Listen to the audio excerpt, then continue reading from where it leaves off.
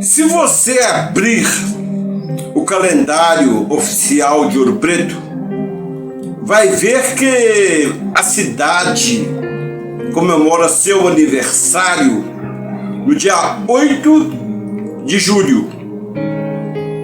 Os órgãos oficiais celebram o orgulho de centenas de anos de história.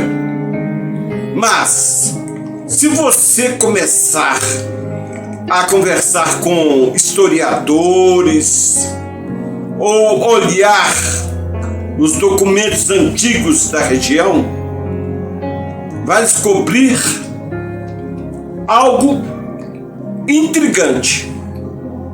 Ouro Preto tem, na verdade, duas datas de nascimento.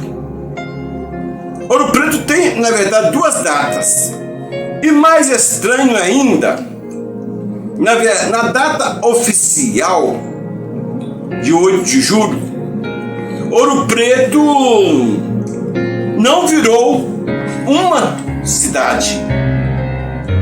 Mas, afinal, se não virou cidade e já existia antes, o que realmente aconteceu nesse dia que mudou para sempre o destino do ouro no Brasil? É isso que vamos desvendar hoje, olhando para essas ladeiras com os olhos de quem conhece os segredos que os livros da escola costumam resumir os livros da escola.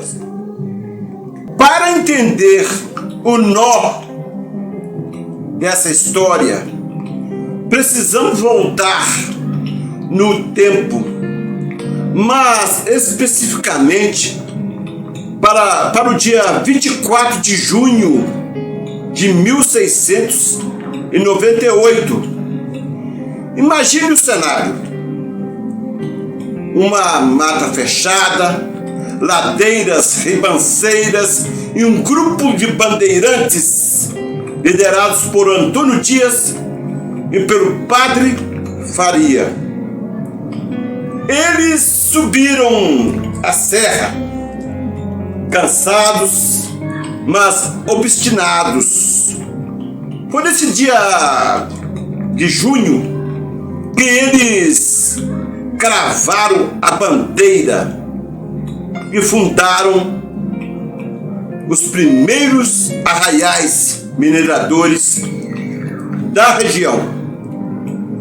Ou seja, a ocupação humana, o primeiro sopro de vida do que viria a ser Ouro Preto, aconteceu em junho, no dia de São João.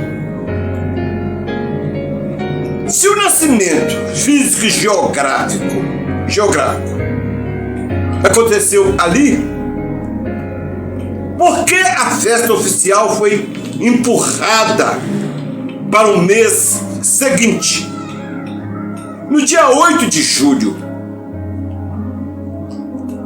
A resposta não está na geografia, mas sim na política e no controle do ouro pela coroa portuguesa. Logo após a descoberta do ouro em 1698, a região virou um verdadeiro velho oeste americano. Só que nas montanhas de Minas, milhares de pessoas chegavam todas as semanas. Não havia lei, não havia polícia e não havia ordem. O que existia eram vários arraiais isolados: o arraial de Antônio Dias, o do Padre Faria e o do Ouro Podre. Cada cada um cuidava do seu próprio nariz e tentava esconder o ouro como podia para não pagar os impostos ao rei de Portugal. A situação ficou tão tensa que explodiu a famosa Guerra dos Emboabas. Portugal percebeu que se não colocassem as rédeas na região imediatamente, perderia o controle das maiores minas de ouro do planeta. Era preciso criar uma estrutura de poder. É aí que chegamos ao famoso dia 8 de julho de 1711. O governador Antônio de Albuquerque Coelho de Carvalho decide então unificar todos aqueles arraiais bagunçados e criar uma única entidade administrativa. Ele eleva a região à categoria de vila, batizando-a de Vila Rica de Albuquerque, que mais tarde seria apenas Vila Rica. Mas preste atenção: criar uma vila na época colonial não era apenas mudar o nome do lugar, não. Significava que o território ganhava autonomia jurídica e política, ganhava o direito de erguer um pelourinho e, o mais importante, de instalar uma Câmara Municipal com juízes e vereadores locais, o que se comemora em 8 de julho. Portanto, não é o nascimento das casas ou das pessoas, mas sim o nascimento da instituição política. É o aniversário do município, o dia em que a lei portuguesa finalmente fincou os pés aqui. Para nós, hoje, as palavras vila e cidade parecem quase sinônimos. Mas no Império Português, a diferença era brutal. E é aqui que entra uma comparação fantástica com a nossa vizinha Mariana, a 12 quilômetros daqui. Mariana, que confunde a cabeça de muita gente. O pioneirismo da região começou lá. Mariana nasceu primeiro com o arraial em 1696. Em 1711, as duas viraram vilas praticamente juntas. Mas o grande nó histórico vem em 1745, quando Mariana foi escolhida para ser a sede do primeiro bispado de Minas Gerais.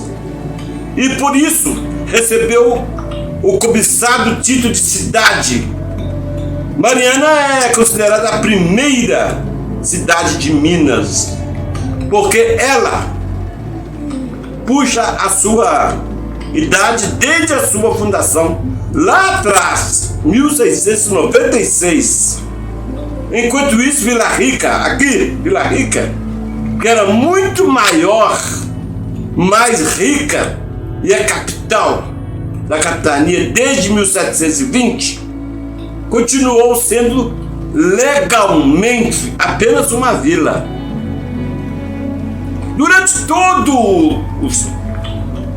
todo o século XVIII, porque não tinha um bispo morando aqui. Essa contagem de tempo diferente é o que gera tanta discussão entre as duas vizinhas até hoje. A ironia da história é que Ouro Preto só foi receber o título oficial de cidade mais de um século depois de sua fundação política. Isso só aconteceu em 1823, logo após a independência do Brasil, por um decreto de Dom Pedro I. Foi nesse momento que ele deixou de ser formalmente a Vila Rica para se tornar a imperial cidade de Ouro Preto. Então, rigorosamente falando, se fôssemos comemorar o aniversário de Ouro Preto como cidade, a contagem deveria começar em 1823.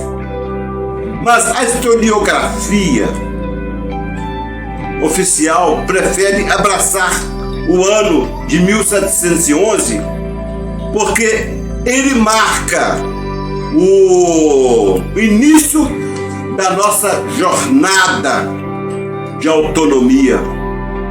Quando você caminha hoje pela Praça Tiradentes, está pisando no centro político que nasceu daquela decisão do dia 8 de julho. E essa transição de Arraiais para a vila moldou completamente a arquitetura impressionante que os turistas admiram hoje. Quando a coroa portuguesa estabeleceu a Vila Rica, ela começou a exigir padrões de construção, mas o relevo não ajudava. Como a cidade nasceu da junção de vários arraiais espalhados pelos morros, e as ruas foram subindo e descendo de forma orgânica, acompanhando os veios de ouro e o desenho das montanhas, as calçadas extremamente estreitas que vemos hoje, por exemplo, refletem o crescimento apertado da época. Há quem diga que eram estreitas porque as pessoas jogavam a água e os dejetos pelas janelas das casas coloniais, e andar colado na parede ou no meio da rua era uma tática de sobrevivência para não levar um banho indesejado. Com a organização da vila a partir de 1711, a sociedade local começou a se dividir em grupos muito definidos, chamados de irmandades religiosas. Como a coroa portuguesa proibiu a entrada de ordens religiosas regulares, por exemplo, como os franciscanos ou os jesuítas, para evitar o contrabando do ouro, foram os próprios moradores que construíram as igrejas. E aí nasceu uma competição fascinante. A Irmandade dos Brancos Ricos ostentava ouro nas paredes para mostrar poder. Em resposta, a Irmandade dos Negros escravizados ou alforriados se unia para construir templos que mostrassem sua força e identidade, como a Igreja de Nossa Senhora do Rosário dos Pretos, com sua impressionante arquitetura de linhas curvas, única para a época.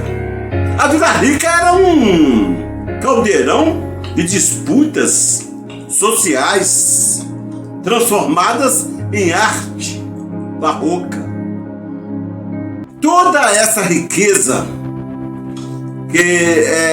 que financiava as câmeras, as vilas e as igrejas imponentes vinham do trabalho brutal nas minas.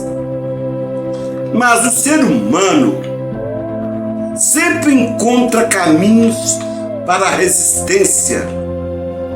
Uma das maiores curiosidades da nossa história é como os escravizados conseguiam burlar a fiscalização rígida da vila para contrabandear pequenas quantidades de ouro. Muitos deles raspavam o pó de ouro durante o trabalho nas galerias escuras e o escondia entre os cabelos crespos ou sob as unhas. Mais tarde, dentro de igrejas específicas ou em pias de lavagem escondidas, eles retiraram esse ouro. Era com esse metal precioso extraído secretamente que muitas alforrias eram pagas, garantindo a liberdade de homens e mulheres bem debaixo do nariz dos fiscais dos reis. Por isso, quando você olhar para a tradicional festa de 8 de julho em Ouro Preto, que hoje se mistura com o famoso Festival de Inverno, lembre-se de que aquela data é o símbolo de uma transição. Não comemoramos o título de uma palavra chamada cidade, mas sim o momento em que um punhado de garimpos corajosos e católicos no meio da mata se transformou em um dos centros políticos, culturais e econômico mais importante das Américas. Como guia de turismo que sou, o meu papel é mostrar que por trás de cada data esculpidas na pedra existe uma história humana. Se disputa suor, genialidade. E se você gostou de conhecer a verdade por trás dos 315 anos de Ouro Preto, se inscreva aqui no canal e deixe nos comentários qual desses segredos você vai querer ver de perto na sua próxima viagem. Até o próximo vídeo.